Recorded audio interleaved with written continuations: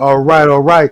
Peace and love of Baragani, Islam, Salam, Etepu, Rahubat, Gino Lako Nunani, Chief Noble Bandele Elamine back again. We got a powerhouse show today for y'all. We got the Moors in the building. So we're going to have a power show tonight. We're going to be discussing the misconception of the Moorish, killing the Moorish misconceptions. And we've got King El Bey. We got Brother Abdullah, Mosi Bey. We got Shem, Malachi Bey. So it's a pleasure for y'all to be in the building. I'm game. I'm ready for it, man, tonight. So we can get it started, man. We can get it started. I want to thank you for having us, brother. You know, I reached out. King and I have been talking about making this happen. And said, you know, when I reached out to King yesterday while I was in Detroit, I said, King, let's make this happen. So reach out to Bandele, see what they sent you off to today, King. See what his schedule is for Tuesday. So here we are. Most definitely, man. Welcome, y'all. Welcome, everybody. Yes, sir. Yes, sir. Welcome. Thank y'all for tuning in. Greatly appreciate all of y'all. You know, I've sent the link out to about 400 or 500 people. Okay. Yeah, so definitely. Yeah, so I'm going to start it off by reading the intro here. As a result, so once again, today's title presentation is the misconception, the Moorish misconceptions, the Moorish misconceptions, killing the Moorish misconception. That's killing the Moorish misconceptions. As a result of misconceptions, conscious Moors have not been able to analyze our people's negative economic, political, and social conditions in the framework of international law, such as the principles of reversion to sovereignty and postliminium and treaty law. The United States Constitution has been the focal point as a remedy to restore protection and sovereignty for our people, the Moors. Read that last sentence. The United States Constitution has been the focal point as a remedy to restore protection and sovereignty for our people, the Moors. All right. So the question, what kind of impact can we have by looking to international law for remedy to address our negative economic, social, and political conditions? Well, one of the key things is that we must remember is that the European nations and the United States are going off the Moorish Confederacy of the civilized barbarous states. They call them Indian. There was an Indian. They're barbarous states of Morocco. They go off that example of confederacy, which you mean once you acknowledge yourself sovereign, self-determined autonomy, no one can take that right away from a people, a house, of the people of the land. Once that is established and the people come together as a whole, as all provincial organizations, states, governments come together to one national body, they form a united one body. That's a powerful combination there.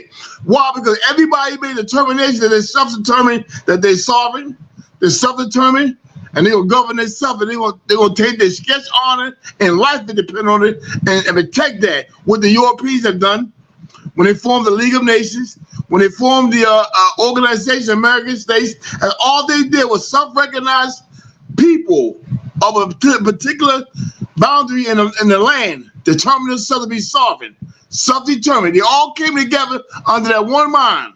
When they did that, they formed a national body. They didn't care if other people consider them. It was about everybody acknowledging them or considering them. The only thing about it, they have to acknowledge themselves first. Once they did that, everybody in the world jumped on the bandwagon. Oh, United Nations, the League of Nations, Organization of American States. You come to the Moor now, ask the Moor to come together and form. See, we must understand government. The houses, The royal houses, pedigree houses, control the lodges. That's why they create the lodges, because that's the only way the houses in the private sector is going to relate anything to the public government is to a lodge or a public organization or something, or a group, a society. They're not coming all the way. They're not going to become part of the government. They're going to control the government and stay in the private sector. And allow the people that run that, what you call a monarch, a people monarchy in the public sector among themselves, so they can't infringe on their personal rights. Therefore, they control all the wealth, economics. As long as they control the wealth, economics, control the narrative of the language and the schools, they can always pull this off. Now, we have to understand where they get this from. The Moors. But what they do is take our history and read and modify the history and give it back to us, and we start hating our own damn history. Oh, I don't believe that right now. I'm going, oh, no, I don't believe that. Oh, wait, stop playing. The same history that you don't believe in, the Europeans using that got sovereignty in your damn land. Mennonites, Amish, Mormons, Penn Society. Shem, let me stop you there. I want you to go to addressing the impact we would have by looking to international law. The impact that we would have by looking to international law for remedy to address our negative social and economic political condition. What impact would we have by looking to that? Let me say this. The reason why that question is so important, because conscious Moors have been directed by conscious Moors to look to the United States Constitution. I remember this, killing misconceptions, killing the Moorish misconceptions.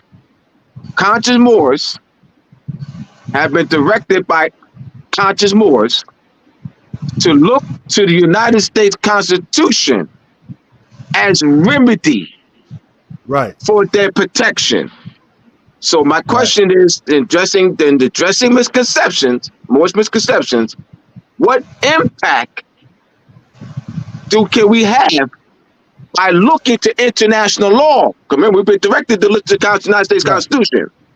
Economic supremacy, first economic supremacy, and political control of your boundaries, your territorial boundaries. That's very important.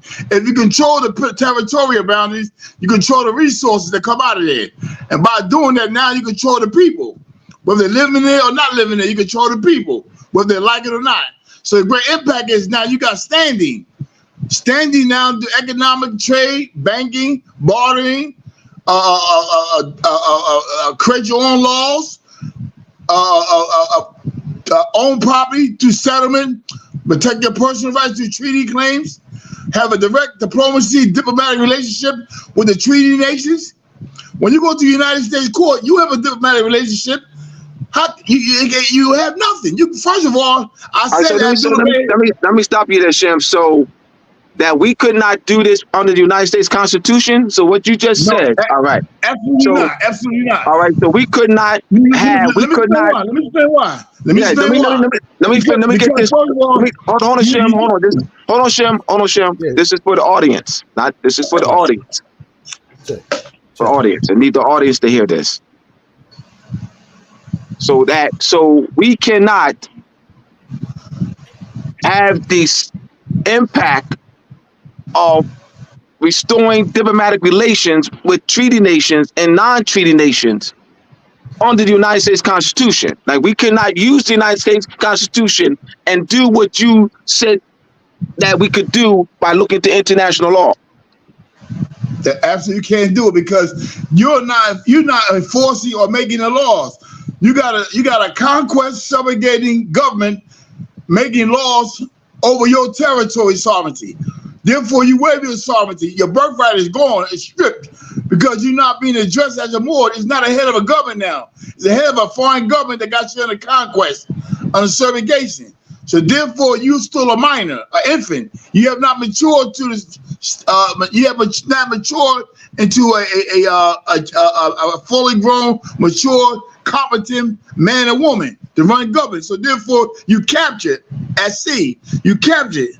So you can't possibly go to court or go to a foreign government and ask them to enforce your rights as a certain status when it was nothing delegated to them to do. This is not a document. This is not an agreement. This is not a treaty. There's nothing to back that principle up. So you have to show me a document where the sovereign granted, the hosting sovereign granted the receiving sovereign a declaration to do this for you, to educate my people, to let them come in court to bring their claims. There's nothing. There's no document to prove that. So because there's no instrument to back that up, that's a fictitious claim.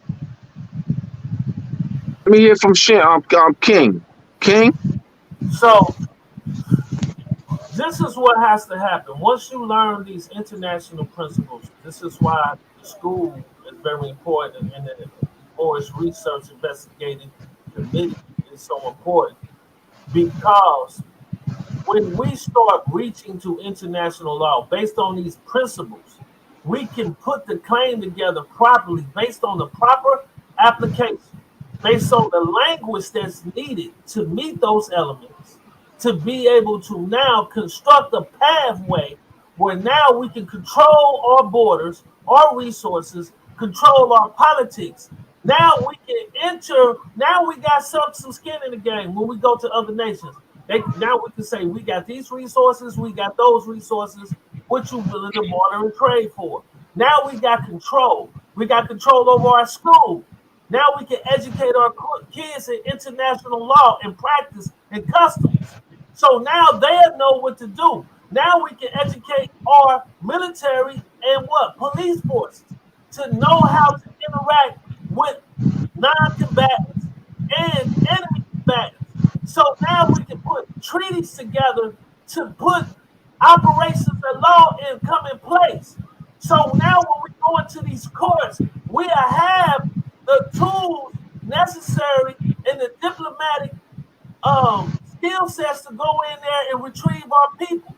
We don't have no protection. When you fail to understand, to reach to international law and understand these international principles, you always at the mercy of the other sovereign. You always going to rely on the sovereign to give you the quality of life that you feel that you deserve. It's not based in your own customs, history. It's not based on your own knowledge. It's based on theirs. So now we have not just all the things, tools we need. We'll have the political sovereignty. We'll have the economic sovereignty. We'll have the ability to do diplomatic and relations through treaties. We'll be able to make these things happen for us on a much larger scale. And now we'll be able to finance what we're trying to do.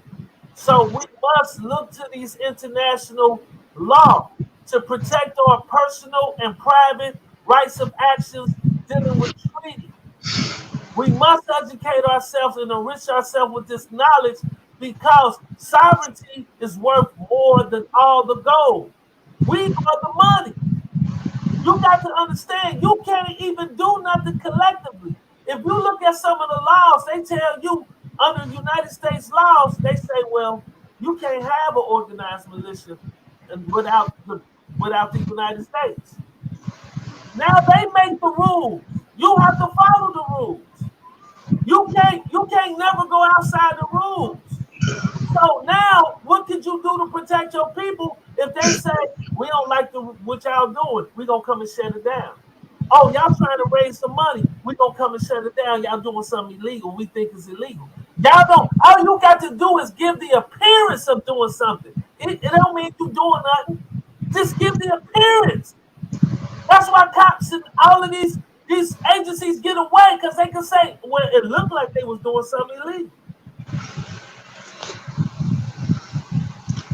Absolutely. Now they can come in and regulate, take control over your thing. Now we're going to talk about taxes. Now when we reach to sovereignty and we say we're going to go back to international law, now your people ain't being taxed to death. How you going to own something when 30% of your wages is gone. Then you get taxed on other items, commodities. You're talking about 50% of your income gone. So we need to reach the sovereignty, to reach the international law, to gain the sovereignty back, pull it back into our grasp, so now we can have the ultimate protection based on this international law, understanding these international principles. So now we got enforcement of treaty rights. We're not reaching to constitutional rights. We got treaty rights, treaty protections, treaty obligations, treaty duties. Now, if we want to lease our land, we can lease it. Okay, y'all want to lease it for 50 years? We're going to lease it to you for, we found some minerals. Anytime they find something on the land, some gold, some oil, some other things, that belong to us. Thank you. Thank you. Oh, y'all want to use it? This is what it's going to cost you. We can lease our land. We can get, now we can say, give us what's ours. But without that, you ain't got no control. So whatever they find is finders keepers, losers sweepers. Abandonment claim. That's right. Abandonment claim. Bandele, you have written several books, and I've seen your books, a couple of your books in bookstores. Oh, okay. Yeah, I have. Years ago. My man. Yes. So give us your insight, Bandele. Well, okay, you guys have covered a lot dealing with the international law. I think one of the things for me, the first thing is, if you're going to be sovereign, you've got it. That's international law. Because if you dealing in any other law, you're a subservient, right? So being under international law is a form of sovereignty. But not just sovereignty, but to me, it's families. You've got other nations who are really families. These nations, you're able to interact with them. When you don't have international rights or you're not using international law, you don't have a right to talk to other international families. See? So, the ability to govern ourselves and have other families to back you, because the United States has not given us much in the past 200 years or so that America has been involved. So with that being said, this is the only true way that we are going to get our rights. This is the only way we're going to be recognized, that we can be seen and recognized by other families and nations of the world. So, in a nutshell, that's what I got. Y'all covered so much, man. I was the last one, so that was my take on it. That was my spiel. Well, I have Moors and Masonry Part 2. When I was working on Moors and Masonry Part 1, and I was involved. I was in the misconception. I was in a mode of misconception while I was working on Moors and Masonry Part 1, 20 years. Though I found the treaties, but I didn't know much about international law. And I was looking at the treaties from a mere historical perspective, right, showing our power. I was pointing out our power. I was pointing out our tremendous sea power, our tremendous power during the 15, 16, 1700s. All right, and that which is a good approach, an excellent approach. So there's nothing wrong with that. All right. So it was when I started studying with Shem in April 2019, and he opened me up to a clear understanding of international law, treaty studies. He was heavy into treaty studies, international law, with great specificity, and it just really opened me up and actually added great value to Moors and Masonry Part 1 and gave me a greater insight into Moors and Masonry Part 1. So now, so when Moors and Masonry Part 2, you see my growth and development in the areas of treaty studies and international law. So that's there. So 1 and 2 complement each other. Part 2 is Moors and Masonry Part 2 is the application of Part 1. The application of Part 1. So whereas I now know the treaty application, I know how to structure to enforce the treaties. Whereas before I did not. Consular notification. I knew about consuls, but as far as enforcing the treaty, I didn't have that knowledge. Central authority, nationality and diplomatic relations, nationality and diplomatic channels through central authority.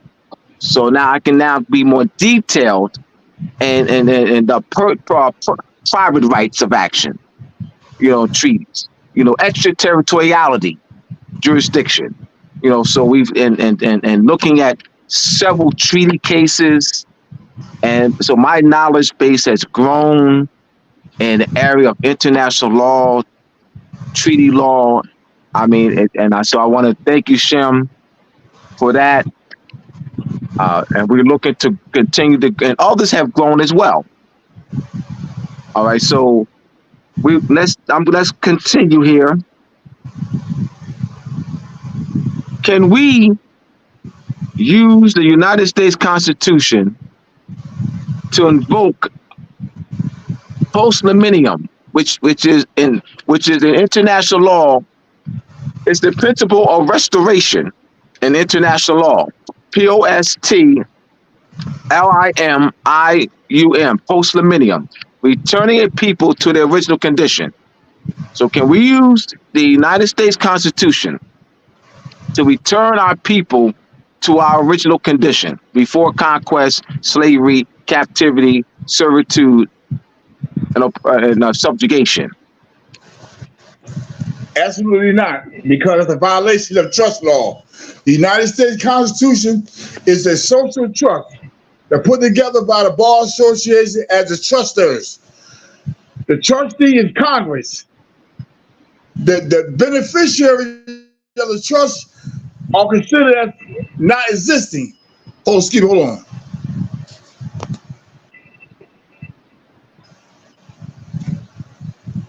All right, so this is once again those who are just joining us. This is the topic for the night: is killing the Moorish misconceptions. Killing the Moorish misconceptions. All right, I want to thank Brother Chief Bandele for having us this evening. We have Keng Bey, Shem Malachi Bey, myself, Abdullah Talib Mosi Bey, and we have our host, Chief Bandele. Go ahead, Shem, continue. Yes, see, there can't be no restoration from that, because the United States Constitution is the form of social trust that are put together by the executor, which is called the trusters. That means the one who sets the board up. They set the political boundaries, they set the board up. They also was the one set the surveys up for the crowns, the Bar Association. The Bar Association set up a trust. The trusters is them, the bar. The trustees are the legislative body, and the beneficiaries are the same two bodies: the settler, truster, and the trustees. See, what kind of trust you're dealing with is the truster, and the trustees claim to be the beneficiary. There is no beneficiary. That's why the Constitution does not give a status or adjective describing who the status of the beneficiary party is. It's a dead fiction. There's no beneficiaries in the Constitution. Why? Because it doesn't say American, it doesn't say Italian, it doesn't say Irish. It's very important. So you look at an instrument that gives no description who are the beneficiaries. So what they do is they create a fiction. It's called logic. It's called reverse logic. They rape the people through reverse logic. They create what you call they became like Walt Disney, creating cartoon characters. Walt Disney had Donald Duck, Mickey Mouse, right? So anytime a script is written for them, Walt Disney writes a script, their life. And Walt Disney wanted to go to court to protect that patent. So when you die as a Negro, colored, Afro-American, black, you're not a beneficiary. You're a special needy person because you don't know who you are. You're a ward. You're an infant, matter of fact, a dwarf, because you came out the womb and you never got mature. You ever see a dwarf, a person come out their mother wombs, get mature, but the body never grow? They be 45 years old and got a body that they 6 years old. That's a dwarf. And you got a dwarf and mental dwarf. One that's grown the body, but the mind never mature. So you come out your mother womb. A dwarf. Talking about a dwarf. Yes, yes. Now, you have to understand this right here.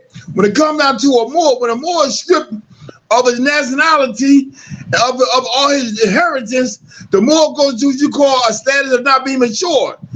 The Moor stays like a minor, an infant.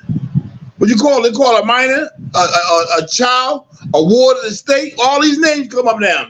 So the United States don't have to protect you only by writing a legislature. They write laws to protect their animated patents. So nobody can hurt their you property of the United States. So they got to write laws to protect you because you're their property. Nobody can treat you a certain way.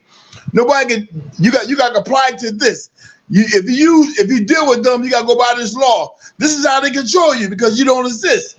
You animated in the mind. You don't exist on paper. You only exist on a piece of paper. You're not considered living. This is why an attorney got to represent you, a bar attorney got to represent you, everything they do, and I call it economic and political arena. Why? Because you are sureties. So only thing you're good for is be a holding. You're holdings. You know holdings is you're a vault. They use your name to hold wealth, high wealth. They take all their wealth of your minerals, your rights, your inheritance, and put in your name under a trust, a holdings trust, simple holdings trust. Therefore, when they want to take from the trust, they bring you in the courtroom and sue you, as if you're in a criminal matter, but it's really a civil matter, amnesty in a maritime contract. They sue you now, and when they sue you, they put a lien against you. What? You, the constructed person on paper, and go into your holdings and leverage against your holdings, and then turn around, make you pay for your own demise, pay to live in servitude, pay to die in servitude, pay to be born in servitude, pay to eat in servitude, pay to live in servitude. All this money they're making off you, and guess what? You only pay for your own demise. This is why the school system is very vicious now. And Martin Luther King seen that before he died, cost him his life. He said, I made a mistake. When I seen a nigger into the school system, I seen a nigger into a burning home. He know what he's talking about. Destruction. Why? They were destroying the Negroes, the Moorish history. That was the main factor of subjugation. Put the head inside the vice and turn the vice and damage the Moors, get the Moors brain damage where they can't remember nothing. And the same cycle is going to repeat over and over again. Why? Because you have been programmed and castrated to believe that a trust document, which you don't know what it is. A lot of these Moors don't know the Constitution is a trust. It's a social trust. Now watch this. What do you ever see in a trust or will that the character in the will or the trust is not named?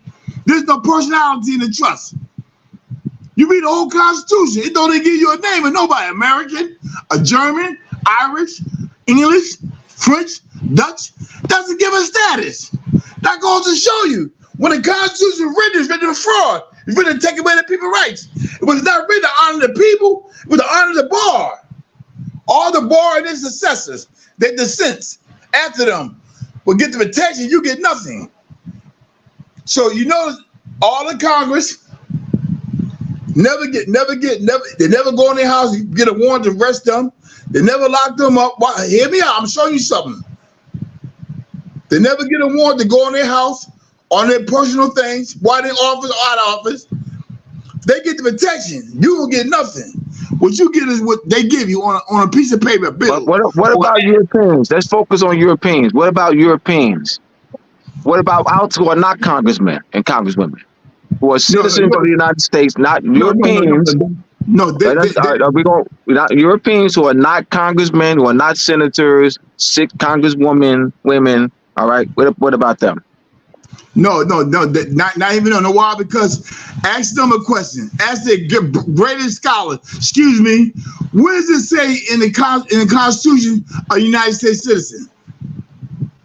Come on, we gotta be real about this thing here. Show me in a document a title, an adjective, and a verb and a noun tied together.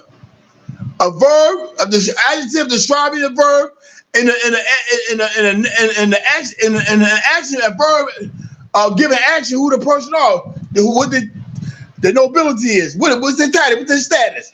There's nothing but senators, executive branch. There's no people there. Like everybody's dead. Come on, we the instrument. We the people of the United States. Who are we the people? Who? Conscious Moors, and I was one of them. You have conscious Moors, and I was one of them for 25 years. The Moors, conscious Moors, Moors. They are conscious Moors, and I was one of them. That would say that remember this show is killing misconceptions. We the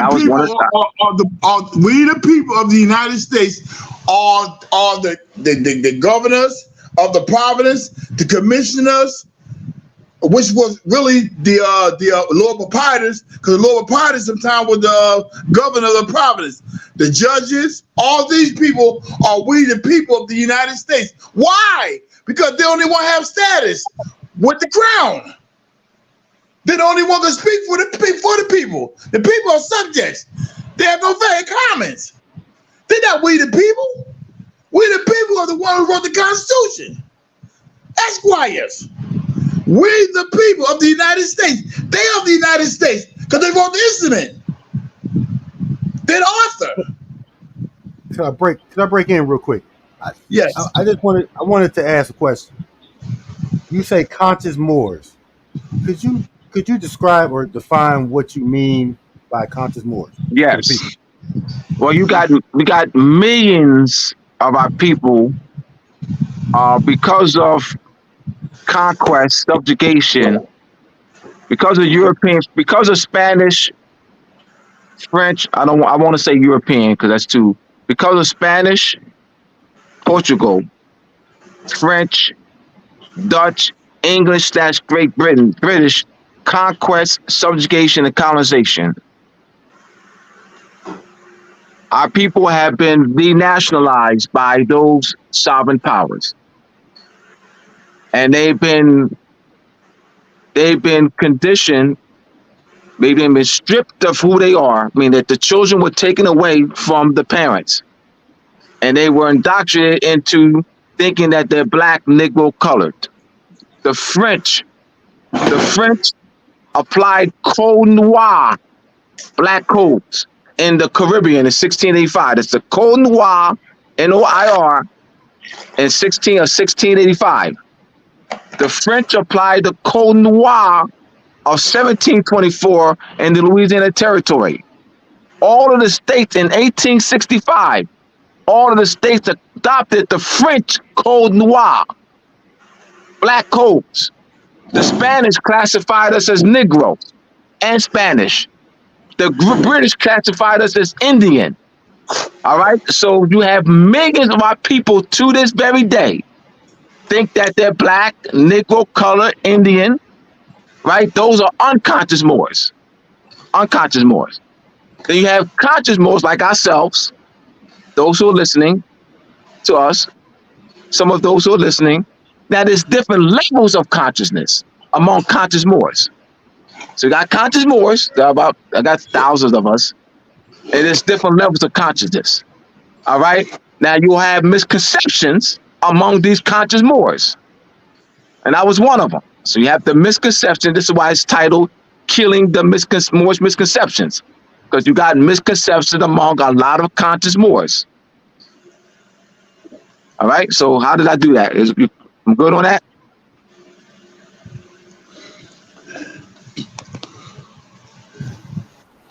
I would Yep. like to let me add something to this too. Uh-huh. That's very evident when we talking about killing the misconception and understanding. So with us as Moors, there's Moors that is embedded in certain types of particular knowledge, and they have embraced that knowledge, and they are more have a higher awareness than other Moors. Other Moors have been taught processes. Oh, if I do this process, this should sustain. They've been taught a certain thing about the Constitution, about certain things, UCCs. The people are pushing these processes, and this is what they think is lawful and legal actions. So they're stuck there. Our job tonight is to raise them up to a level where they can understand the principles in law and the application, how it's properly used based on the operation, so that we can now have standing in what we do instead of arguing back and forth about who processes better based on some misconception that sometimes it works and sometimes it don't work, or whatever these people may believe. But I also want to add into this, family, which y'all need to understand how this works too. I'm gonna talk about findings and facts because I'm dealing in law, how the law operates. But we need to understand too how the European mind is thinking, because I'm looking at their psychology and how they wrote these instruments. When you read these instruments, you can and understand the legal concepts, you will begin to take on the personality traits of the individuals who wrote these documents. You can see when Shem had knocked some holes in the Constitution that's very important. They never identified in the substantive language in the Constitution who is a beneficiary. But I also want y'all to understand, just by your mere participation in signing these contracts, these Europeans going to use those contracts as evidence if we go to court. I want y'all to understand this. Hear me loud and clear. Y'all are signing these contracts. These Europeans gonna say, "Look at these Negroes. Everything they doing is voluntary. So look at this voluntary material evidence that we had. They liked this. They asked for it." Hey, King, let's address the black men on application. Black Right, men on application that we didn't put on. Let's right. address the mass denationalization. Let's address black, Negro, color, and African American being placed on applications. So most So of us, we gonna have our evidence too. We're gonna right. we gonna be loaded up too. We're gonna be locked and loaded. We're gonna be locked and loaded too. So We gonna be ready for them. We're gonna be ready. so what we need to understand, based on looking at this material evidence too, that we also got to look and show, improve through the education system and through all of these modes of applications to receive certain benefits, that they push the narrative of black, that they who write these policies, these agencies, they put the black on the application. That was stripping you of your nationality. That was putting you in a position of subjugation.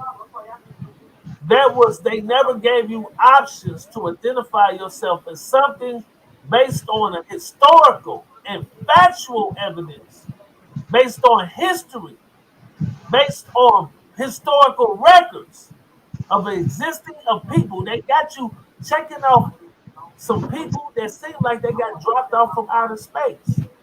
They never exist in history. Like we some aliens. Like we just came up and say, "Welcome to planet Earth," and we don't understand this.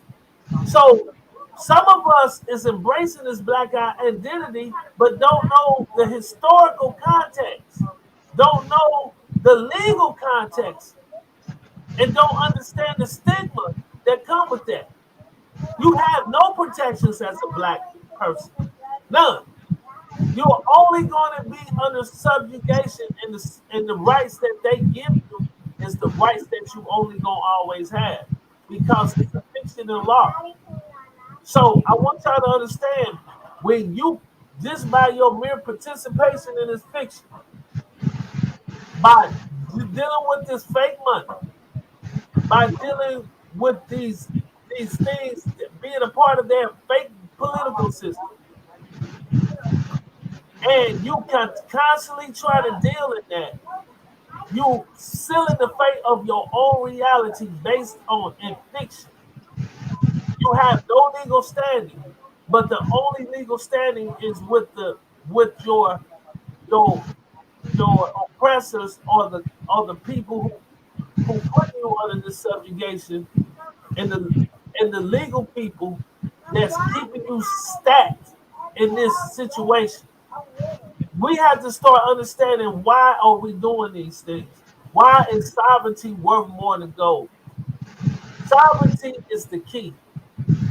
Learning these international law and getting into international principles is the key to unlock the door of getting our power back.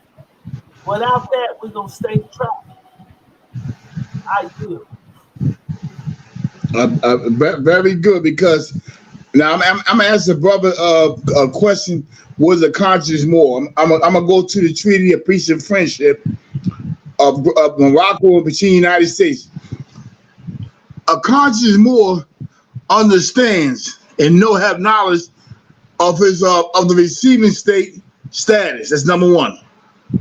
In the Treaty of Peace and Friendship, in that treaty, the Moors knew that the people that consider themselves free under the European society communities called the United States, that was called United States citizens or Americans. Now, I'm gonna say this right here. A conscious Moor, when he learned, he goes back and look back to what's already on record. He look at the record and said, wait, whoa. How come the Moors called them United States citizens and Americans, but in their own damn constitution, it doesn't say that? Something wrong. It's a red flag right there. Something wrong here. So what does it say? Could it be that when the Constitution is being written by the Bar Association, they consider people as being common, non-existing, nobody? So why would you write a status of somebody in the instrument when to you they don't really exist? They have no status. You understand? Hear me out, brother. Look, read it. We the people of the United States, not we the French, British, United Kingdom, Irish, Italian people. We the people of the United States. Just we the people. Now, that's generic. That's just plain. There's no description in it. Who are the people? That's it. We the people. So when you go to court, see, I'm gonna say something. When you control, who will control the corporation, control everything. Who will control the corporate trust, control everything. And like Abdullah said a long time ago, all the things go by one thing. Trickery of words and language is the key thing to get away. And when you see that, society is fed up with the trickery and lies, then they'll slip a case in there, or come in with something like, we got to do something, making people think that they got rights, or things they create. Now I'm gonna say something. In the 17th century, Abdullah Bey got this case. I gotta find mine. I asked Abdullah to send it back to me. A French subject called a Negro got convicted after the Civil War for fighting on the side of Great Britain. When the war was over, they tried to nigger for treason. Revolutionary War. Revolutionary War, yes. They tried to nigger for treason. Hear that? I want you to hear this. All these Moors, hear me. Because you're not a part of the Constitution. Because a nigger's not even a citizen in the Constitution. So how can the hell you be a citizen? Stop playing. In that case, the nigger got found guilty of and sentenced to death. Hear me out. 4 European judges left the bench. Abdullah, my witness, he read the case. Went over to the governor of the province and said, hey, we got a problem here. You cannot convict these niggers and kill them because they're not United States citizens. And know what the governor did? Grabbed them clemency and took them off a death row and forgave them and dismissed all their charges. So if a Negro is not a citizen, how the hell can you be a citizen, boy? Come on. The word Negro is not a constitution. Black not dead, white, all this stuff, constructive language. More is not in there either. That's right. All this is one thing. Constructive language, fictitious conveying language, meaning that you write a paragraph or a sentence and you don't have a prepositional phrase, you don't have an adjective describing the noun, you don't have an action inside the define the action. So you got what? You got what? A dead sentence, which you got dead corpse, a dead body. Dead language, you got dead body. Dead language deal with dead people. That's how, I'm sorry, that's how it goes. Until the Moors understand that y'all got to really read the language. Stop this, read the language.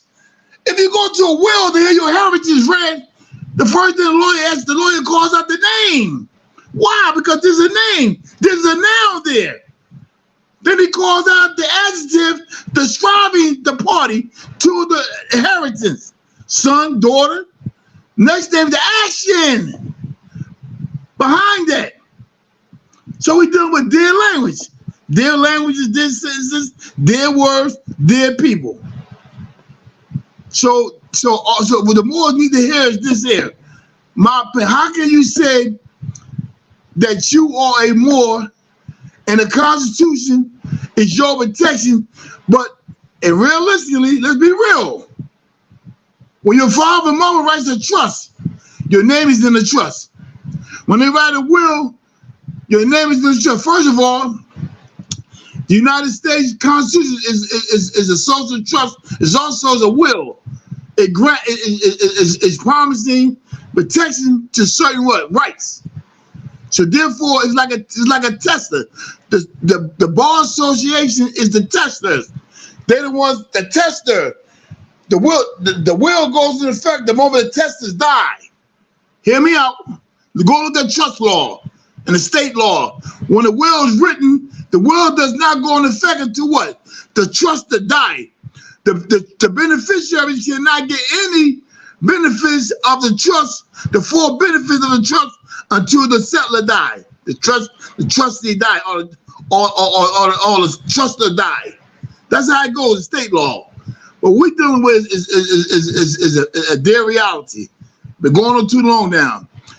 A conscious Moor is one that is liberated, is fully liberated from all deception of language,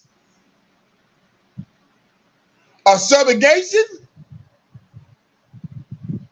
and claim complete sovereignty over himself first. That's very important. Self comes in. You're a piece of real estate here. That means that ain't none of us then. That's none of us. Now then you don't. Then I don't know anyone, and neither do you. That's right. We are striving to that perfection. Yeah, I'm just saying. You said claiming completes. All right. Remember, I listened to the definition. You know me. Yes. So I listened to the definition that you gave. Yes. And you mentioned complete sovereignty over self. That's no one. That's right. None of them have reached that perfection yet. Yes. Yeah, And but all that's right, why, that's why we're because starving now. all right, That's why because to we're have starving right now. complete sovereignty over self, you need a military. You need military. So with, I mean, you Oh, said complete sovereignty over self. wait. No, I'm saying, thank you, Abdullah. You need a military to make you think, capture your mind, Abdullah. That's not a military. No. Say all right, hold on. All right, well, all right, what's going to stop the cops from breaking down your door right now? What's going to stop the cops from 10 cop cars are outside your house right now? 10 Philadelphia cop cars are outside your house right now. What's going to stop them from breaking down your door right now? You guys have protection. No. I'm saying now. What's going to stop them now from breaking down your door? Other parties opposing them. No, I'm talking about now. This moment, this second. What's going to stop them now, this second, from breaking down your house, the door? Well, right now, I don't have a military, so they're so nothing, because exactly, they're gonna break the door down. They're gonna break your door down. All right, yes. they're gonna break your door down and take you out. They're gonna break your door down. I'm talking about right now, this moment, this second. I just want to, because it's important. Now, the reason why I'm emphasizing this, because you got conscious Moors saying, I'm sovereign. I got sovereign. No, hear me out. We got to address this. Killing Moorish misconceptions. You have Moorish, conscious Moors. I got paperwork. I'm sovereign over myself. So that's why I gave that example. What's going to stop 10 cops from breaking your door down right now? Nothing. If you have a military force. Yeah, you said sovereign. You said I'm sovereign. I'm over myself, and I mean that. What I'm saying, what I'm doing is, because today's show is titled "Killing Moorish Misconception." That is a Moorish misconception. Moorish misconception. That is a Moorish misconception that I've heard for almost 31 years.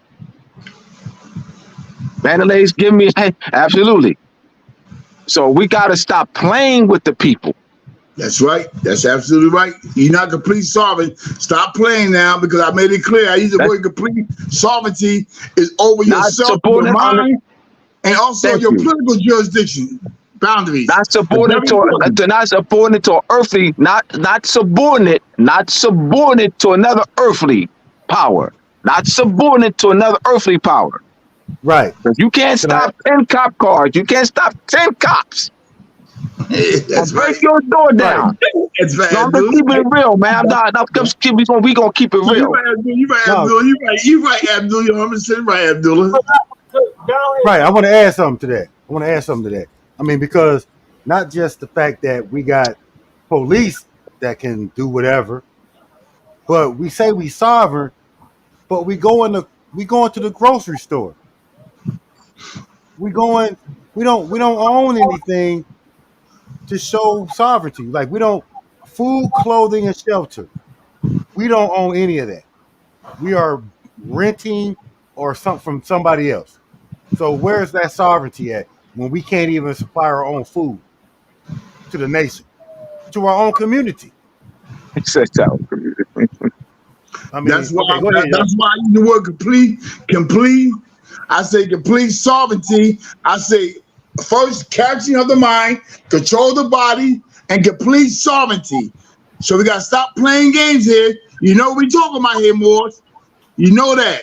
Stop playing games. Say I'm sovereign. Okay, are you sovereign? Okay. Why every time we got a complaint, you got to dial 911 when you got a dispute? Why you going to court? You got to sue somebody. Why you got to hire a bar attorney? Why you go in front of a European judge?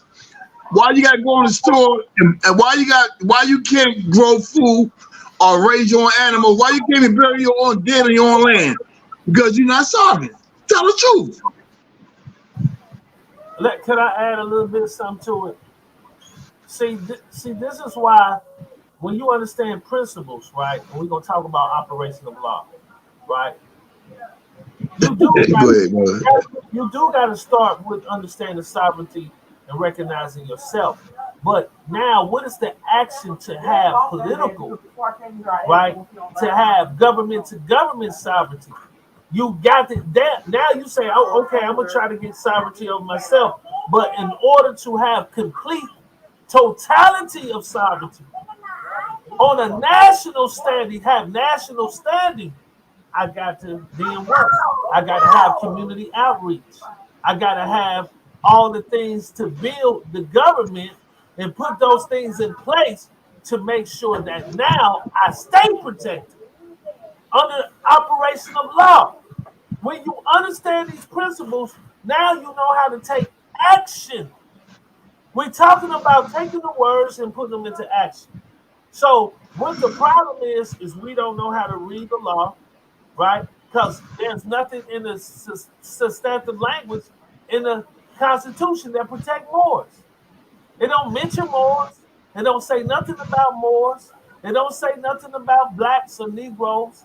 It doesn't even identify the people that they're supposed to be protecting or giving rights to. So we have to look at and learn how to look at these things properly. Because if you read any treaty, if you read any constitution, one of the lines is going to say that the people must think properly. So that means you got to understand these principles to understand how these laws work. And if you are embedded in misconceptions, you can't see the truth. You won't be able to see the document for what it is.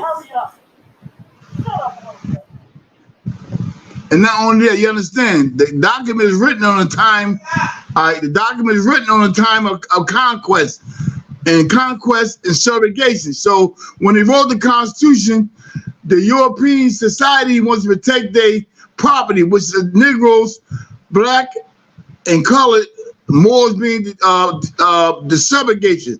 So when Moors are subjugated, the Europeans want to, when the Constitution was written and the time frame, age, it was written, it was for the Europeans to own the plantations, protect their property. Who is their property? A black man, a Negro, a colored. That's what it was. Their property. So when they say the Fourth Amendment protects who? The Fourth Amendment protects all those a part of that society. The European society on a plantation. What was their property? What was the property back then in papers they had?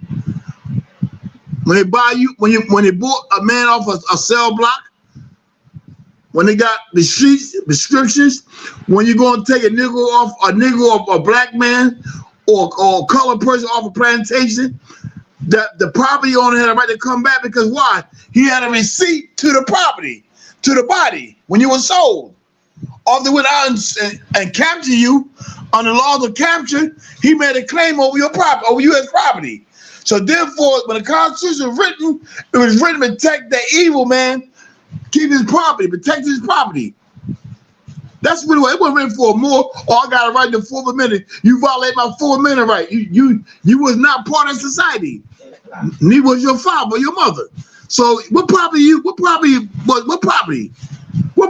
you protecting?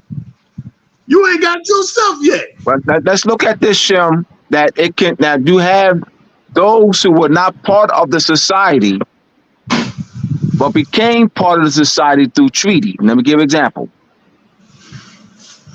Article 3 of the Louisiana Purchase Treaty. It's the citizenship clause. The French king. All right. So, all right. This like you have a business and you're selling everything. You are everything to the business. That means the workers too. The workers go with the business. The workers go with the business. You have a big business.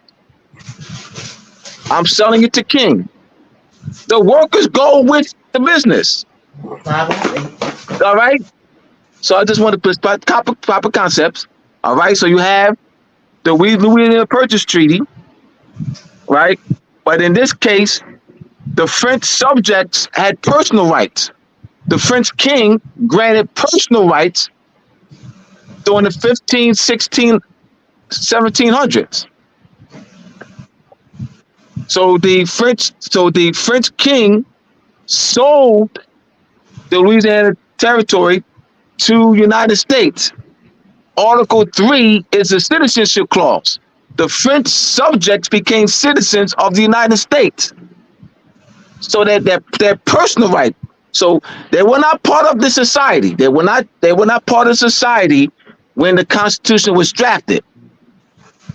They became part of the society through treaty. Right. The Mexicans, let's go to 618, the Guadalupe Treaty. The 1857 Guadalupe Treaty. Article 3 is the citizenship clause. And Article 3, the Mexicans, nationals, had 1 year to notify the Mexican government on whether to remain a Mexican national or become a citizen of the United States. So the Mexicans will become citizens of the United States by virtue of that treaty. All right, so they would have the same protections as those who are native-born citizen of the United States by virtue of the treaty, not immigration, not naturalization. All right, so the Mexicans became part of the society by virtue of Article 3 of the treaty. How did the Moors become part of the society? There's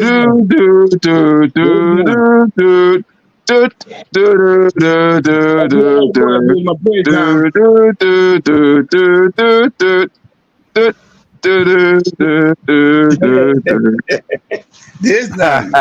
Through the treaty, right? There's no treaty. Where's the article? What article? That's right. Well, to make the case plain, where's the citizenship clause? So let me ask you this. If a Negro is not a subject or citizen of the United States, based on what? Being a Spanish subject means Spain have never relinquished the Negro over to the colony states as a subject. So that's why under that case, the Negro won because he is not a citizen. I'm not part of your society. He's a French subject. Under Spanish treaties with the United States, that's prohibited. To take a Spanish subject and do what?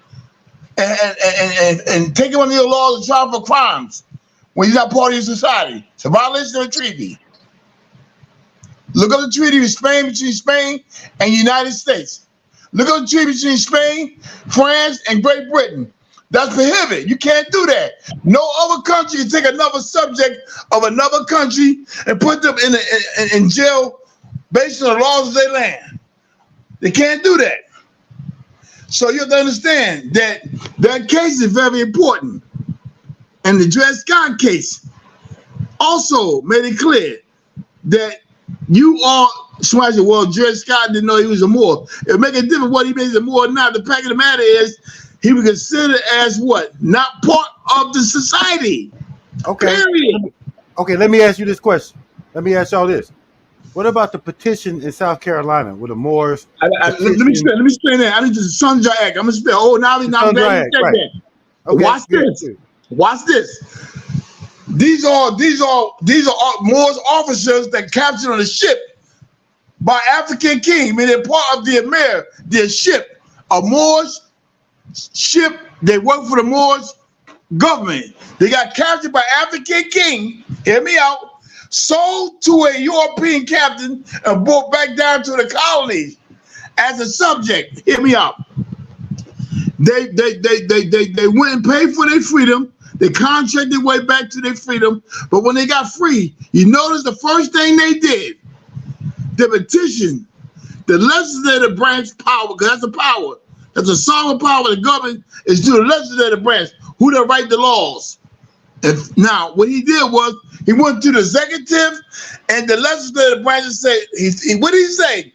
That I'm a prince, and I'm a prince. I'm a citizen of a subject of a foreign prince that signed a treaty with the United States. So he put a treaty up there as the insurance policy. That was the indemnity policy. The treaty got him free. The Moorish Sandra asks, is the evidence? Why? Because the Moors are not United States citizens. Did the Moors say, I'm going to go to the courts and petition the courts to get my freedom? That's an example. That's jurisprudence. Come on, Moors, wake up.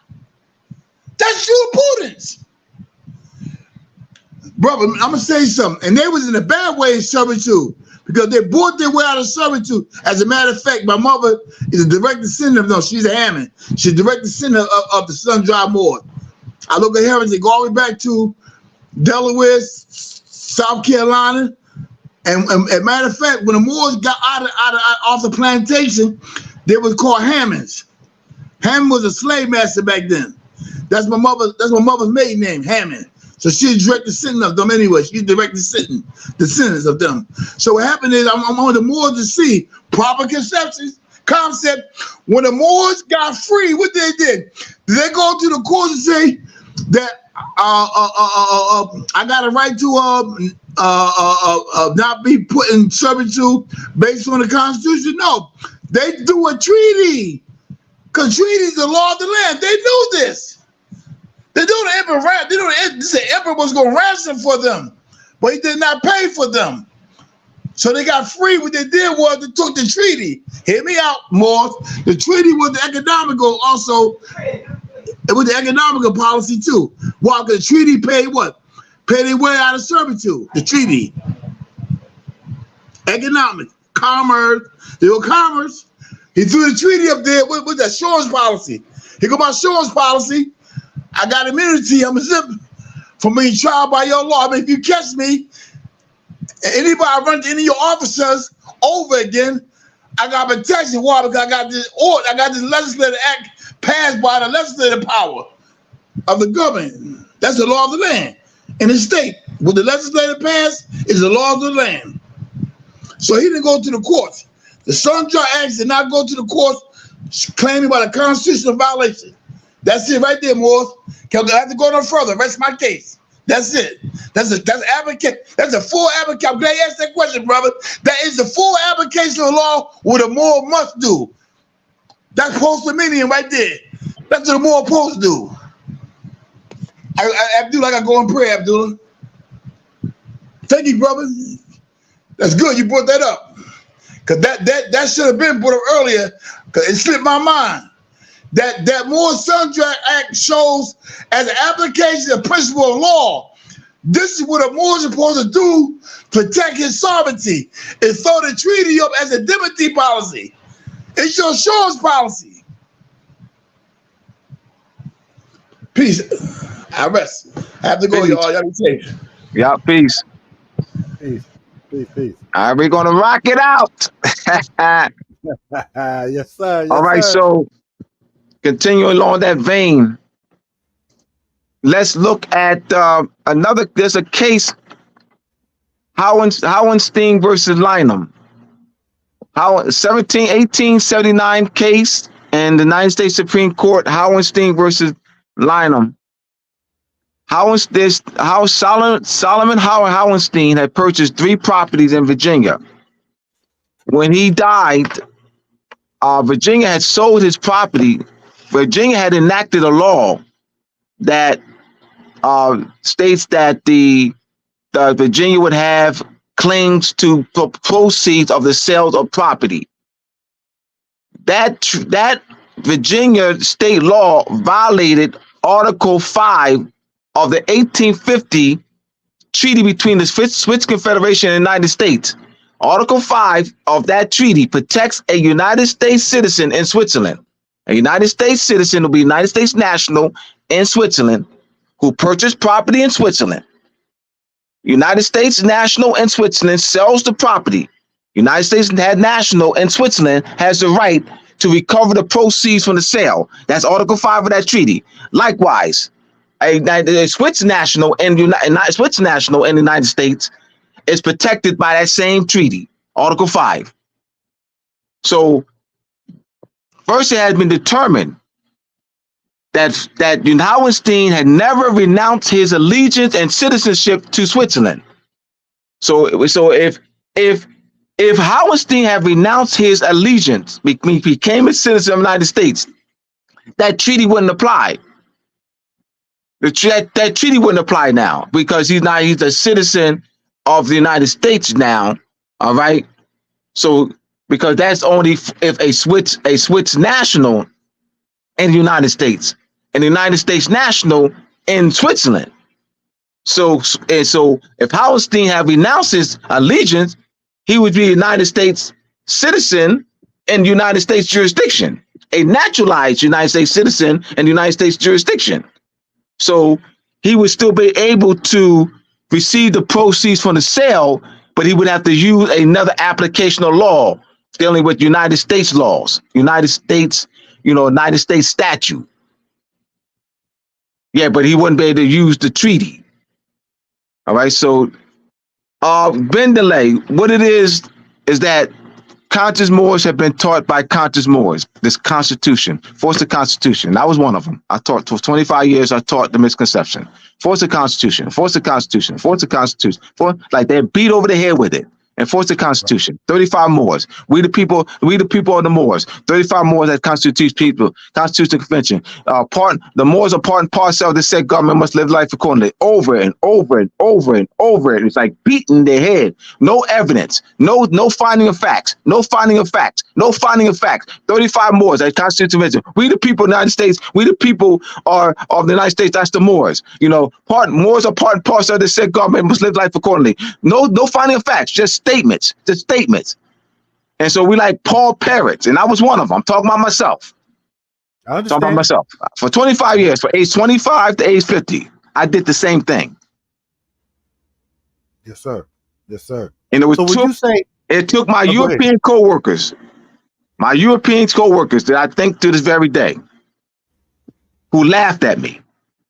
He said, well, why would you think European co-workers who mocked and laughed at you? Let me tell you why. When I said to them, yeah, 35 Moors were at the United States Constitutional Convention, they asked me to prove it. Where's the material evidence? I couldn't show it. Right. They laughed, they mocked, ridiculed. I was hurt. I could have done this. F them. F them. I'm still going to teach that. There, y'all, 35 Moors says the United States Constitution. I didn't do that. I thought about it. I went back to my college days. I got A's and B's on all my papers in college. Right. I got A's and B's on all my papers in college and graduate school. Why? Because I presented evidence. I was good at that. So I don't know how I fell into that trap, because I got A's and B's in all my papers. My professors, were like, oh man, wow, you're a good writer, you this, because I did that. So I got away from that. So it was easy for me to accept that. So I said, oh, you know what? Never again. I said, never again will I be mocked at, laughed at by Europeans. Never again. Right. From that day on, Bandele, I said, I realized that I needed a lot more evidence in Moors and Macy Part 1. 25 was not enough. 40 pieces was not enough. 50 was not enough. 60, 70. I mean, I was obsessed. I mean, hey man, I was like, hey, cause I said never again.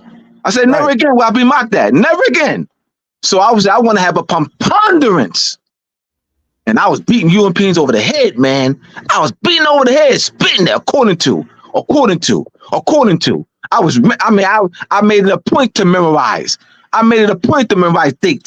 Dates, titles of books, titles, statutes, titles of books, titles of treaties, names of treaties, dates and everything. I made it a point, man. I didn't have to go. I was spitting off my top of my head. Boom, boom, boom, boom, boom, boom, boom, boom, boom, boom. Man, I made Europeans' head spin. I said never again, never again. So I want to thank my European co-workers. I want to thank them. Yes, sir. So I want to ask you, since we're talking about the misconception, where do you think a lot of the misconception comes from? Like, where does this, is it part of the no disrespect to, but do you think it comes from the Moorish Temple of America?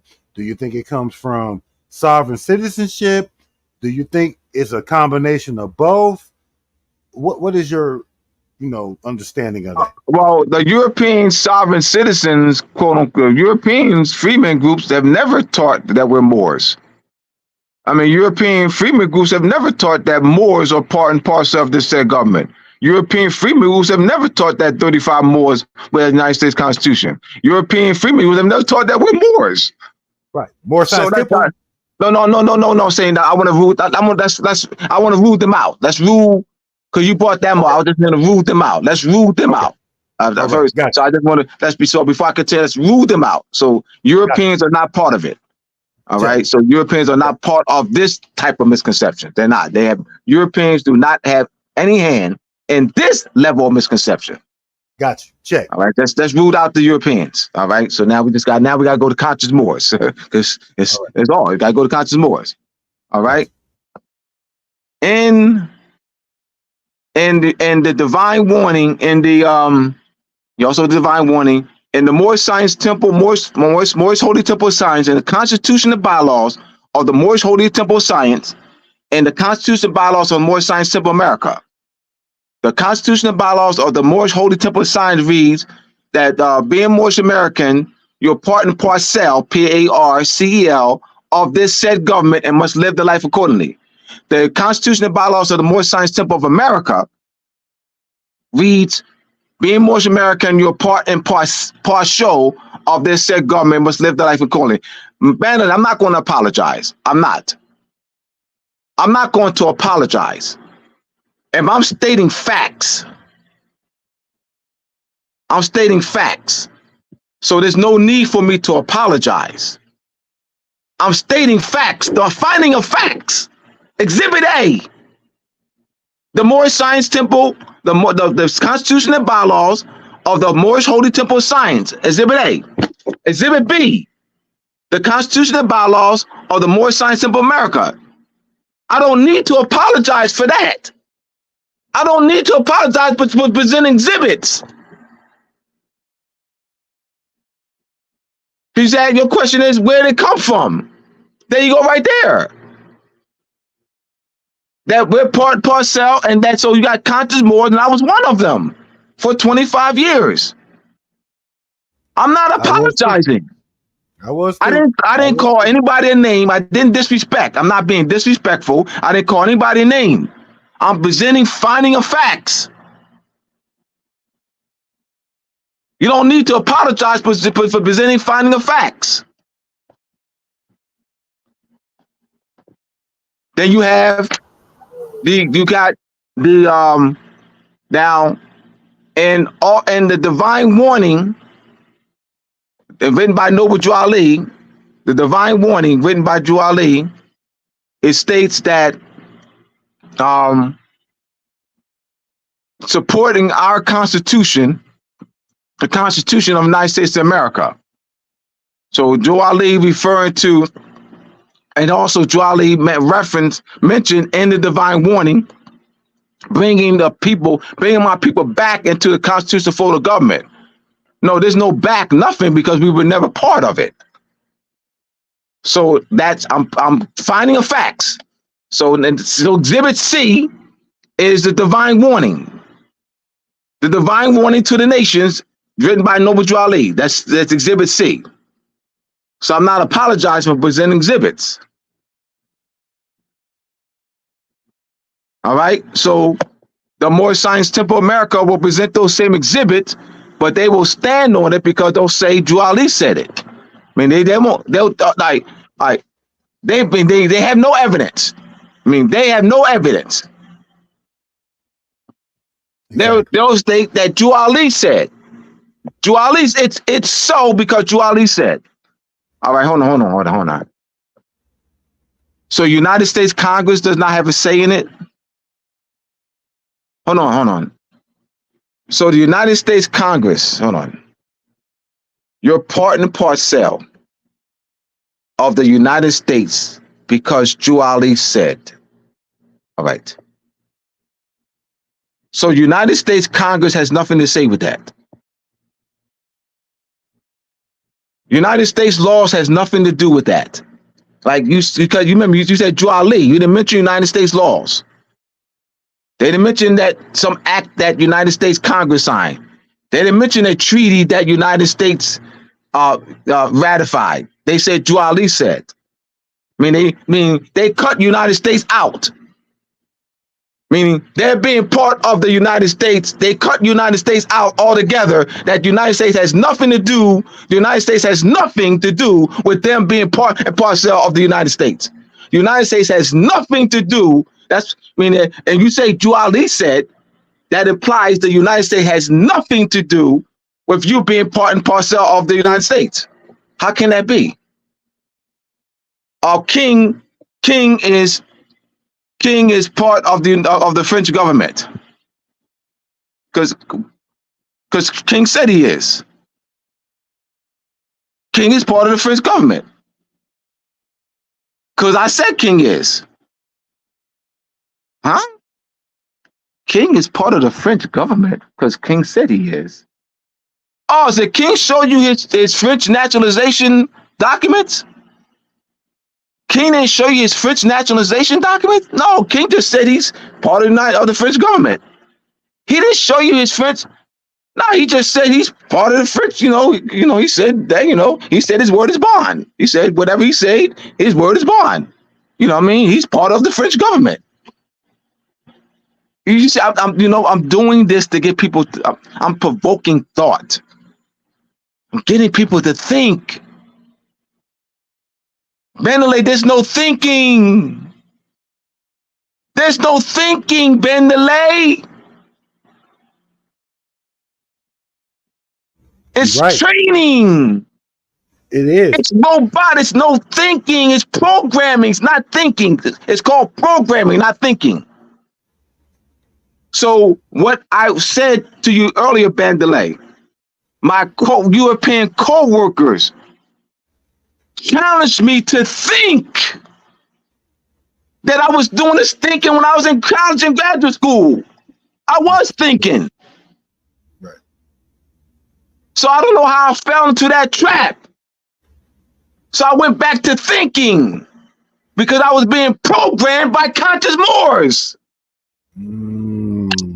So do you think it's religion? Like it's part of the religious? Yes. Okay, there it is. Yes. All right. Let's address that. Yes. Absolutely. I said yes so fast because I had already thought about it years ago, 30 years ago. So I had already thought 30 years ago. So when you say part of the religion, yes. All right. All right. Let's look at this. The Inquisition. So you're thinking. What you're saying religion is Inquisition. So let's put the proper word. The proper word that Bandele was trying to use is Inquisition. The Inquisition against the Moors. In that Inquisition, I keep in mind, we the Moors, 1492. It came across the Moors, 700 years, educated by the Moors, misrepresented people. Oh, so who was educated by the Moors? What did the Moors do for almost 800 years? So they had to extinguish that light. 600. I'm setting the tone, putting the setting in place. Cordoba housed 600. Cordoba was a library established by us, the Moors, that housed over 600,000 manuscripts. Cordoba was the Mecca of the world during the 1700s, 800s, and 900s. So the Inquisition against the Moors, after launching the Crusades against the Moors in 1098, in the last stronghold that remained after 1235. Granada was the last Moorish stronghold in Europe after 1235. So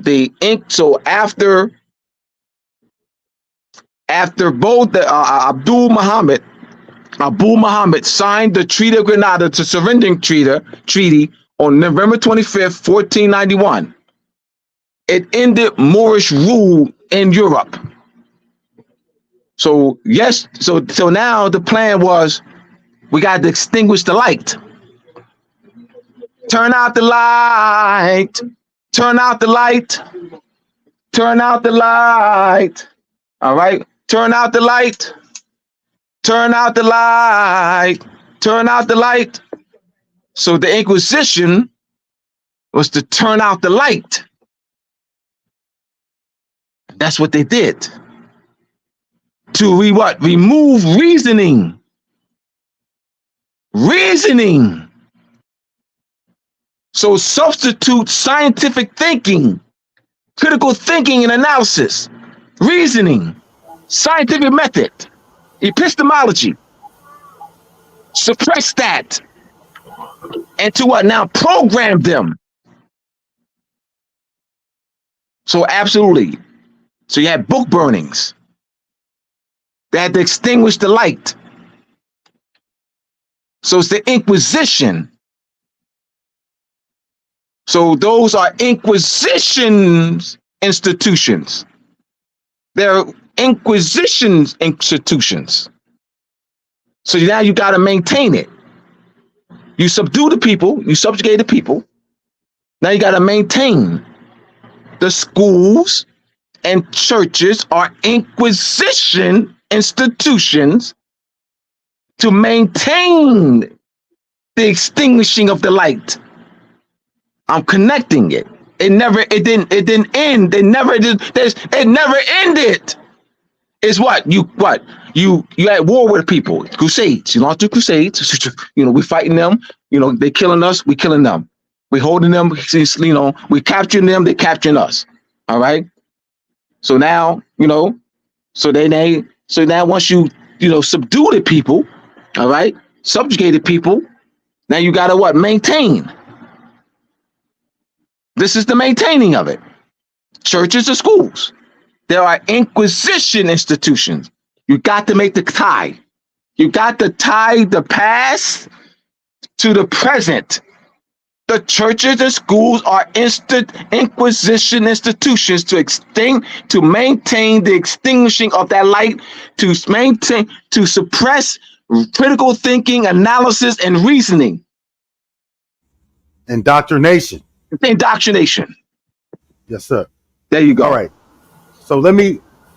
Can I take? I'm gonna take a quick break, like a 23-second break, and I'm gonna show an ad, and then we're gonna get right back into it. All right.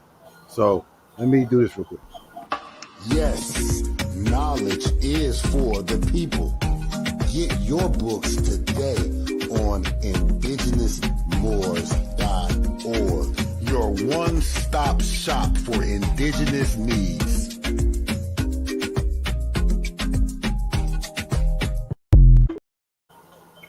All right. We back, y'all. Hey, this is very powerful, brother. This is powerful. The indoctrination, the subjugation, the brainwashing is very real, and the fact that even though when we think we're coming out of it, we're still in it. It's like the Matrix. It's like you think you're out the Matrix, but it's just another level of the Matrix. Yes. And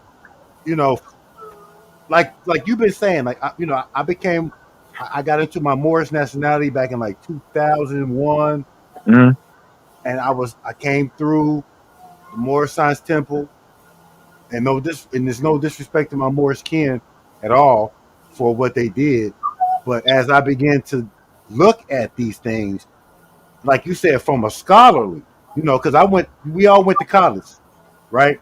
So, when we was told to write, and we had to research, we couldn't say things that were, No. from our own interpretation, or if we did, we had to prove our You have to interpretation. prove it. You have to show it. Yeah, you have to prove it. Absolutely. Right.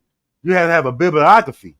You'd have to have, certain facts to prove and get the grade.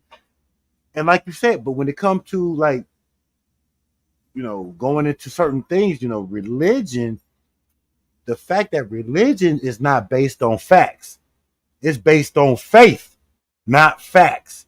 And so when you replace faith with facts, sometimes we allow things to slide. We allow things that we know that may not make sense to us, we'll let it go because we have such a faith and belief in something. You see what I'm saying? Yeah, of course. So Of course, I see what you're so I, saying. so I believe I'm totally with what you're saying. I'm totally with what you're saying. Now, so I want to ask Keng though, get him back in there. So we've been talking about misconceptions, and we've been breaking down the fact that a lot of it has to do with the faith and the religious connotations that we've dealt with as Moors. So, what is your like? Where are you looking at as far as misconceptions, Brother Keng? My, the misconceptions in the Moorish community is people are teaching processes, and it's not based in any legal principle.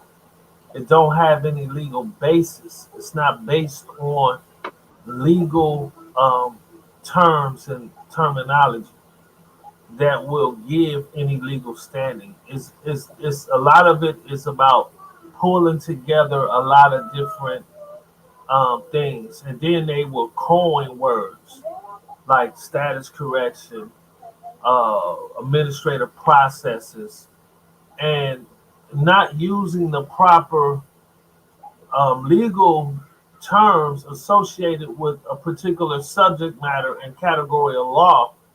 They don't know how the law is supposed to operate. They don't get a true sense of what is necessary to apply the proper elements and show the proper documentation or material evidence to support a claim backed by some type of congressional record, backed by a case law, which is another form of record, based on administrative rulings, based on anything that's associated with a legal system, based on their rules of constructions and based on their operation that is rooted in these principles. They're not using that. They're making up things to satisfy themselves, and I think it's driven by money. And the more that I look at it, a lot of us think that money is our freedom. Money is the thing that's going to give us our liberation. And the more you get entrenched in money, and now I'm even starting to understand certain concepts, even what Jesus was saying. He said it's harder to get a rich man to go to heaven. It would be easier to pull a camel through the eye of a needle than to get a rich man to go to heaven. And I'm going to put this in correlation.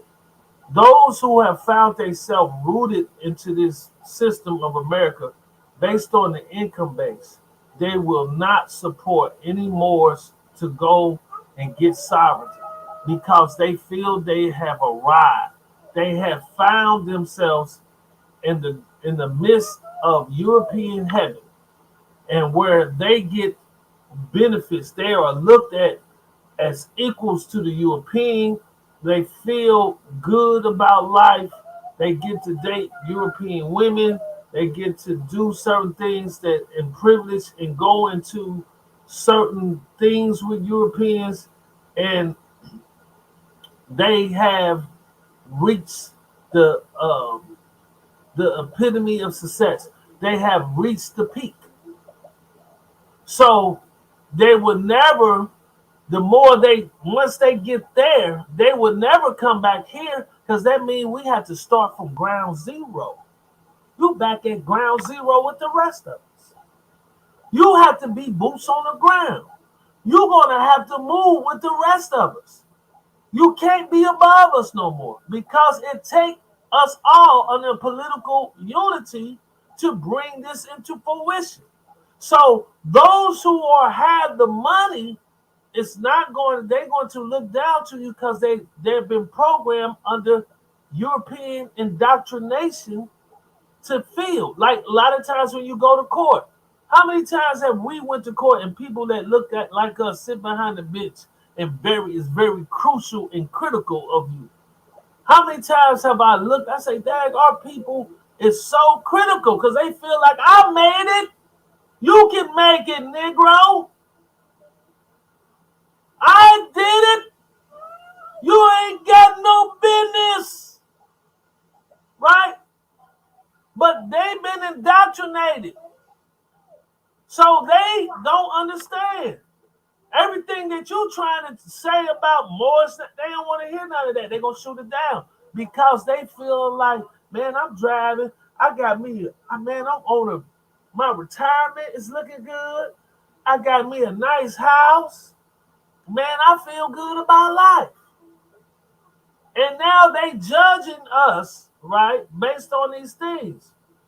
So now, just like Marvin Hagler said, it's hard to get in the ring when you've been sleeping on silk sheets and you got the finest clothes. It's hard to get up with the same dedication and motivation to come out swinging when you've been sleeping on those things. Right? So it's through that process, you fight so hard and you make it, now you feel like you good. I'm bad. Oh man, I got it. I'm bad. I'm Michael Jackson. I'm bad. I'm bad. That's what we believe. And it's based on these misconceptions. It's based on us not knowing the legal law, knowing what law is versus legal. We don't know the principles, so we don't know how to think proper, and we don't know how to address these things according to international law and principles, and based on our true understanding of knowledge, dealing in the proper legal concepts and the proper legal understanding.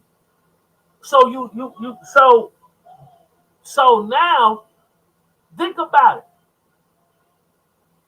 How many of us? I remember when I thought I was doing good.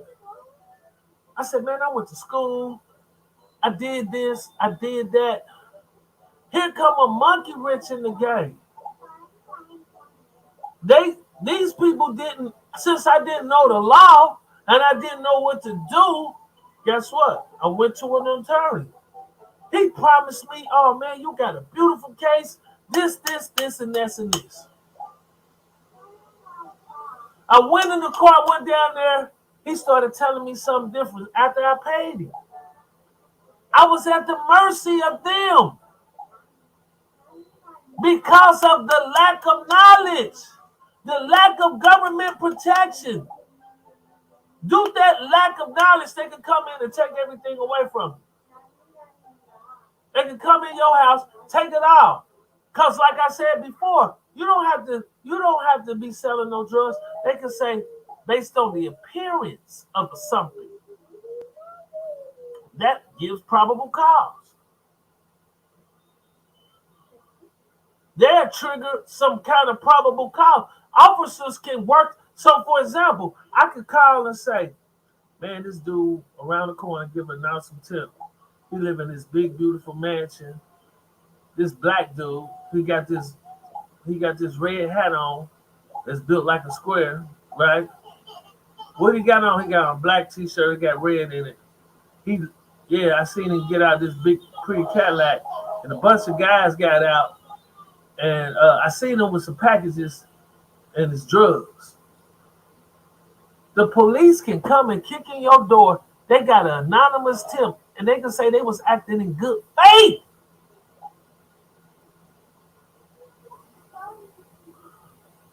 If we was just doing our job, we got a tip. You see how easy it is to get sabotaged?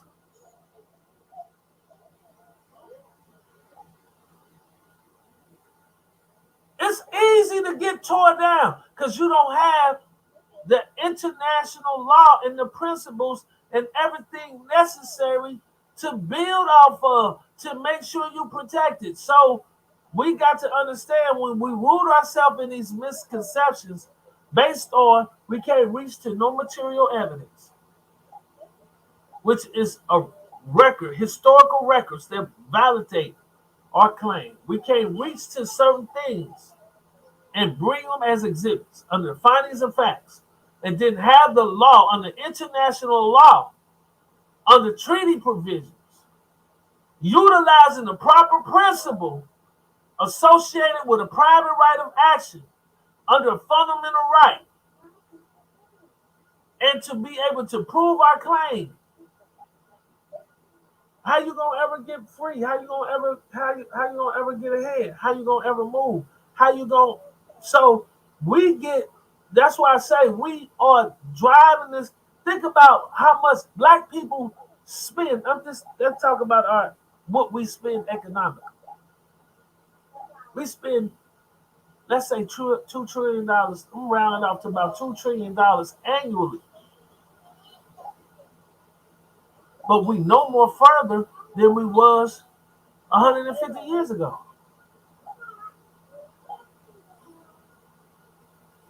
We really know more further. Yeah, they don't do us and kill us as much, but they still kill us. Or is that a lie, right? Because a lot of killing before news media and still today, right before the body cams, right? We was getting shot down. There's a lot of those stories don't make the record. How many officers cut off their body cam footage? Still to this day, that you don't hear about those stories, right? So we need to understand that the further we build in this system, it's gonna be hard of us to let it go. We fell in love with it. Once you fell in love and romanticized, man, I got me a house, I got me a big old Cadillac truck. Oh man, I'm feeling good. And now you want me to start over? Negro, please. You want me to do what? You want me to what? Talk about man, my nationality is money. Biz Franklin. This is my nationality. I got a lot of it. It's going to be hard for them to come and breach us.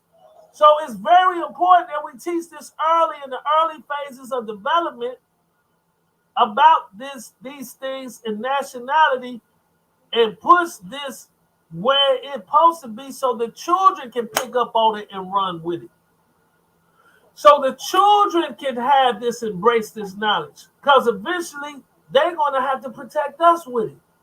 So we got to make sure that's an inherited right of inheritance, to then be able to teach these children to pick up on it. Because if we do what we're supposed to do, at least get it through the threshold, the children might close the show. Yes, sir. Yes, sir. I just want to add something. You know, when we're talking about the misconception, to me, one of the main misconceptions is that the misconception that Moors believe that they're sovereign. That's the bottom, like that's the biggest takeaway for me. You know, even when when we're looking at this show we did, Moors believe that they sovereign without having any work or knowledge of what sovereign is.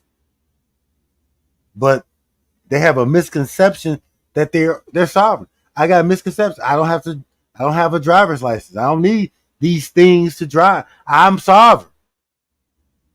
I don't need that. These are the misconceptions, but these are the things that's getting us locked up. You know, we got a guy named Swindle that y'all might have seen him, but we got people who are outside of our community who talk about us and make fun of us because of this false perception of sovereignty. You know what I mean? So that's all I got to say. You go ahead, y'all can take over. Yeah, that was great, Bill. That was good, brother. This is a great build. Someone we have Flaming Dragon. Great build. Much appreciated. Right on, y'all. This is a great build. I'm loving this. Oh, this is wonderful, man. Yes, sir. I appreciate y'all coming on. I appreciate you, Brother Abdullah, for coming on the platform. My platform is welcome. It's open to you. For whatever you want to talk about in the future. So Absolutely. I Yeah, hope that we we have gonna do more that. bills. With that. Have you on Moorish Monday and other platform. Absolutely, man. This is we shows you continue to build together, man. Definitely, that's Love definitely it. the key. That's the Yeah, key. So I And don't know if y'all got any. Go ahead, also, bro. I want to let everybody know y'all can tune in to me and Chief Bandele doing the Pro Se Moors. We teach proper legal concepts and understanding. A lot of people are just, when you don't really, you having a case and you really don't understand what's going on, right? Tune in to us. We break down some of the things, the misconceptions, but we tune in the legal things because when I talk to the average person, even the average Moor, they are all over the place. They cannot focus on. I'm asking them, trying to be specific. Let's get into the facts and the legal ramifications of the case. They don't have a clue what I'm saying. They want to tell me about they want to give me a whole biography about everything. They want to give me rumors. They want to give me everything, and they don't understand how to focus. I'm trying to get them to focus, and they don't know where to start. And they're so emotional, they're not thinking legal. They can't think with a rational mind. They can't think into concept of legality. They rule by their emotions and can't think legally. They're going to tell me what they done and this and that and that. And I'm like, okay, well, if you did it all, what you need me for? What do you want me to help you understand? What do you want to talk about?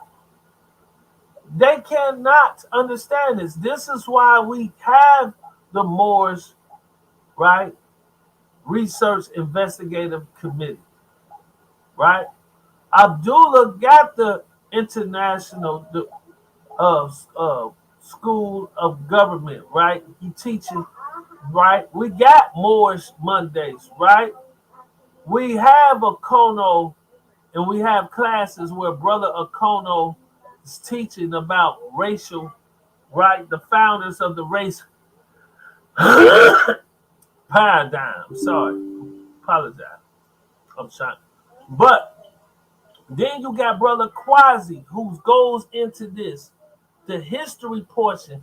We have the classes, we got all the tools. We bringing the resources to the people to break all of these misconceptions. And people still want to believe the bull crap. They still want to believe it. They want to believe his work. You know why? Because they don't want to say all the work they've been doing is based on a lie, based on misconception. So they'd rather prove you wrong than to join in the right fight. And we need to let that go because some of the stuff y'all know ain't working. Because I have Moors call me all the time. Brother, I remember some Moors told me, this brother told me, he said, man, the Moors told me I ain't got to pay my rent. He was 2 months behind. I said, brother, he said, I got the rent to pay. I said, man, you better go pay that rent. I said, let me ask you this. Do you got a contract with them that say if you get evicted, that they're going to furnish your next apartment, they're going to ensure for the next 6 months that you will have a place to go, rent, and that they will have the funds to make sure that you're gonna be able to have that secure if you follow their instructions. He was like, nope. I said, man, go pay your rent. He told me, but this is our land and I'm sovereign. I said, man, go pay your rent. Go pay your rent. He married with kids. Man, they told me I ain't got to pay no rent. This is my land. This is my. Go pay your rent. You finna go get evicted, brother. You sure I need to pay? Yes, I'm sure you need to go pay your rent. Because your wife is going to be upset when y'all get evicted. And your kids, y'all sleeping in the car, and you ain't got nowhere to go, and it's cold. Pay your rent, brother. Don't listen, man. Come on, man. Some of that stuff. Do we really want to believe that? Because some of it, I'll be like, okay, I question my integrity on some of these things. I have to ask myself, like, do we be really believing that? Somebody told you ain't got to pay your rent, and you that gullible to believe that? This my land, and I'm sovereign. I ain't got to pay my rent. You've been paying rent for 20 years, 5 years, 3 years. Now you want to keep all your money and say, I don't want to pay no more rent. We got to cut this out.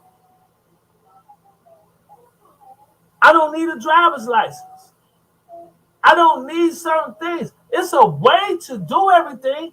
Me and the Pro Say Moors, we address those things. We tell you the proper application. We tell you the instruction of law that goes with that to show you how to have the findings of facts if you had to go to court and use it as an exhibit to present your legal basis in your argument. Now you got legal standing based upon what you did. But y'all come up with these concepts. Now we're going to talk about, man, I corrected my status. What do that mean? What do that mean? What do that mean?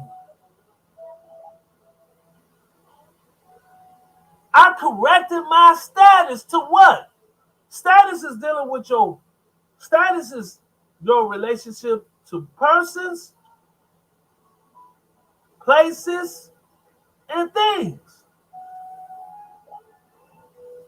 What is your relationship? What did you discover that the rest of the world haven't discovered? I'm a Moor, so that made you correct your tax obligation? Did that make you correct your legal obligation? Because most of y'all don't even know how y'all got pulled into jurisdiction. Now let's go to international law, and I'm going to bring this up. A lot of y'all don't even know. The selective service. A lot of y'all don't know you are in the military through the selective service. And under international law, right, you just pledge your allegiance to another state, giving them the right of jurisdiction. You didn't even know that. And they're going to use that against you. And if you ain't legally understanding your legal argument and basis or whatever, they're going to lock you up. So what we need to understand, all you got to do is go to the selective service website and determine if you got a selective service. And if you ever had a driver's license, I guarantee you got a selective service number. These are one of the things that you got pulled into jurisdiction in. And most of, ain't no more teaching y'all this. Ain't no more teaching you this and how to get out of that. Ain't no more showing you under operation of law how to go about doing these things and then using these things as and storing these records and then label them as an exhibit and doing and understanding how to make legal arguments and have a legal case.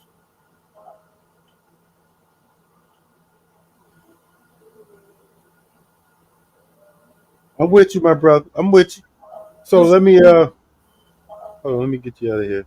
So I think we're gonna wind. I think it's time for us to kind of wind it down. Yeah, it's 2 hours. Uh, yeah, we got about 2 hours in, man. It was a power pack, brother Abdullah. Is there any like? Do you want?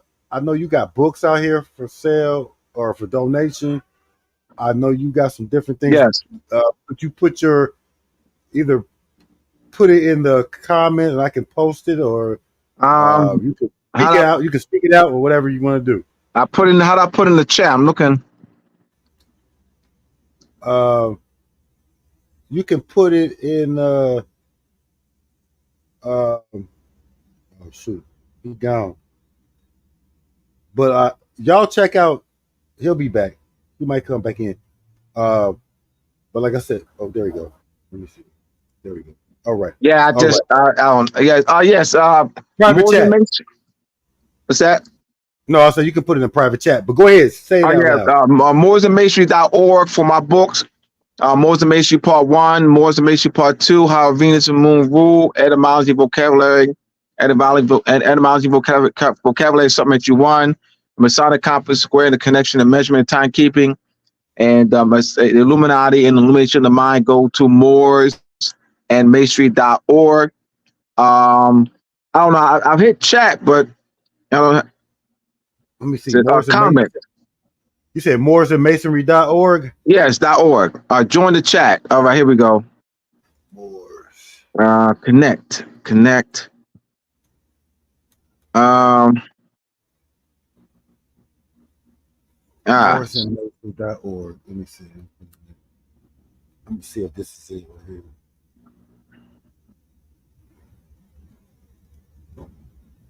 Yeah, moorsandmasonry.org. I'm trying to put it's telling me to join the chat. You can either do that or you can put it in the banner. Or you, I'm not a banner, but like if you was commenting. I think I see. I think I'm doing it now. All right, Moors and Masonry. You see it? Yep, got you. All right. All right, hit the arrow instead of get the X instead of the arrow. All right, I figured that out. I know. I've been learning every day. Let me see if I can put this in there. Right. Okay. Yeah, Masonry. Moors and Masonry. Okay, I got you. I'm putting yours in there. moorsandmasonry.org. There you go. Yeah, there you go. Yeah. moorsandmasonry.org. So y'all please go check that out. And I wanted to say too, any books that you got, I want to put them on our site too. So when they click, and I'll have it when they click on it, it'll go to your site and they can buy their book. I know you're talking about. Yes. Yeah. So you need the link, the URL. I mean, like we can get together. Like just let me know. Like I'll put it in there. I'll put it on our site. I'll put it on indigenousmoors.org. So when they click and they click, I'll get a picture of your book. They can click on your book, and it'll take them to your site. To my site. All right. Purchase. So I got you. We're industrious. That's one of the things to be is industrious more. Right. And, my brother got a lot of knowledge. I've been studying with this brother. I've been studying. You don't know, but I've been studying you, brother, for years, and I've been watching you for years. You said 2001, right? So I was out there in 2001 now. So yeah. I know you were. I know. That's what I'm saying. I'm a Rock and Star. That's what we had the I'm a Rock and Star newspaper. Yeah. That's how I had the I'm a Rock and Star newspaper. Yeah. It was. I'm telling you, you probably was one of the first videos that I saw as a Moor. Like that was Moorish. You and Taj and all them. You was on there. Hey, that was one of the first videos I seen. So I mean, like, we got a powerhouse. We're coming into our eldership. I mean, I know we young, but we've been around for a minute. Yeah, You've been around for a minute. Yeah, so you got a lot of knowledge. Yeah, I was like 36 then 2001. How was I? 32, I guess. 33. You was 33. Yeah. Right. So you've been around, man. But yeah, I appreciate y'all, man. This is much love, peace, and appreciation. Y'all please like this video, share this video, share. We're gonna hopefully we'll have a lot more videos with us and other Moors building, bridging, yes, and bringing the movement to a solidarity. So, much love and appreciation, man. Y'all got anything else to say? And then we can get out of here, man. We also have the Moroccan Post School of Government and International Law has a YouTube page. We have free courses on there. The Moroccan Post Media YouTube page, Moroccan Post Media YouTube page. And thank you again. I'm looking forward to coming back on the platform. Oh yeah, I'm definitely, man. And like I said, we're gonna work together on other things too outside. Oh, absolutely. This, so. Yep. Absolutely. Moorish Monday on Monday. Next Monday. In fact, Shem, Keng and I were on Moorish Monday last night. Moorish Monday. Yes. So watching, I'm a support. I watch y'all. Yeah, but we're going to support this platform. Support. If you haven't clicked, if y'all haven't joined, all right, join, hit the like button, look at other videos. All right, subscribe. That's what we call it. Subscribe to the page, y'all. Yes, sir. Subscribe to the page. All right. Yes. Hit that. Hit that notification. Yes, sir. I'm gonna say about my book. Go to Amazon. Get the Keng Bey on how to stop child support. Also, we got some new things coming. I'm gonna have some new books available. Me and Chief got the Pro Se Moors. And then we got the Moorish Union. I mean, not the Moorish, the Moorish Research Investigative Committee, where I'm the chair, and Brother Abdullah and Shem is the advisors. So y'all need to come and support the channel. I do have a channel. I'm revamping some things. I got the Moorish Union of Sovereign Tribes channel. Me and Abdullah have done a show on that platform. Go check it out. I got a bunch of legal stuff on there. We're going to keep pushing this agenda. So we're going to have a lot for y'all to come based on this stuff, but we need to understand these things that we're talking about to rule out all these misconceptions and about using the Constitution and using these legal terms incorrectly and not understanding how to go from here as Moors. So peace and love to everyone for attending. Peace and love. Peace and love. Peace and love. Power in the melanin, she glows. Unified like Malcolm when we close. Pushing through the struggle, yeah, we chose. Solid as a rock, I love it grows. Speaking wisdom just like Dr. Umar knows. Dripping culture in our stance, it shows. On the front lines where that passion roars. Building empires, Kevin Samuels goals. Sitting at the table, he proposed. Melanated love, in America it flows.